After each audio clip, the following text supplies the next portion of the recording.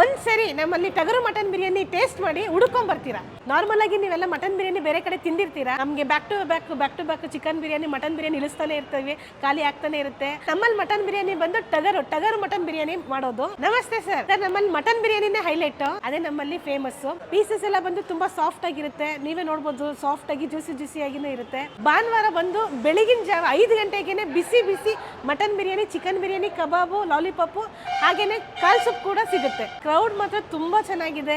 ನಮ್ಮ ಹಳೆ ಹೋಟ್ಲ್ಗಳಲ್ಲಿ ಹೆಂಗೆ ರೆಸ್ಪಾನ್ಸ್ ಕೂಡ ಇತ್ತು, ಇಲ್ಲೂ ತುಂಬಾ ಕ್ರೌಡ್ ನ ಕಂಟ್ರೋಲ್ ಮಾಡೋದೇ ತುಂಬಾ ಕಷ್ಟ ಆಗುತ್ತೆ. ಸಂಡೇಸ್ ಭಾನುವಾರ ಬೆಳಗಿನ ಜಾವ 5 ಗಂಟೆಗೆ ಸಿಗುತ್ತೆ ಬಿಸಿ ಮಟನ್ ಬಿರಿಯಾನಿ ಸಿಗುತ್ತೆ. ನಮ್ ಟೇಸ್ಟ್ ಗೆ ಕೊಡೋ ಕ್ವಾಂಟಿಟಿಗೆ ಒಂದು ಬಿರಿಯಾನಿ ತಗೊಂಡು ಇಬ್ರು ಶೇರ್ ಮಾಡ್ತಾರೆ. ಇನ್ನು ಎಕ್ಸ್ಟ್ರಾ ತಿನ್ಬೇಕು ಅಂತ ಅನ್ಸೋರು ಇನ್ನೊಂದು ಬಿರಿಯಾನಿ ಎಕ್ಸ್ಟ್ರಾ ತಗೊಳ್ತಾರೆ. ಸೊ ಬಿರಿಯಾನಿ ಕ್ರೇಜ್ ಮಾತ್ರ ತುಂಬಾ ಚೆನ್ನಾಗಿದೆ. ರೆಗ್ಯುಲರ್ ಕಸ್ಟಮರ್ ಗಳಿದ್ದಾರೆ ನಮ್ಗೆ. ಒಂದ್ಸರಿ ನಮ್ ಬಿರಿಯಾನಿ ಟೇಸ್ಟ್ ಮಾಡಿ ಮತ್ತೆ ರಿಪೀಟ್ ಕಸ್ಟಮರ್ಸ್ ಆಗಿದ್ದಾರೆ. ನಿಮ್ ಬಿರಿಯಾನಿ ತುಂಬಾ ಚೆನ್ನಾಗಿದೆ, ಕ್ವಾಂಟಿಟಿ ತುಂಬಾ ಚೆನ್ನಾಗಿ ಕೊಡ್ತಿದ್ದೀರಾ ಅಂತ ರೆಗ್ಯುಲರ್ ಕಸ್ಟಮರ್, ರಿಪೀಟೆಡ್ ಕಸ್ಟಮರ್ಸ್ ಆಗಿದ್ದಾರೆ.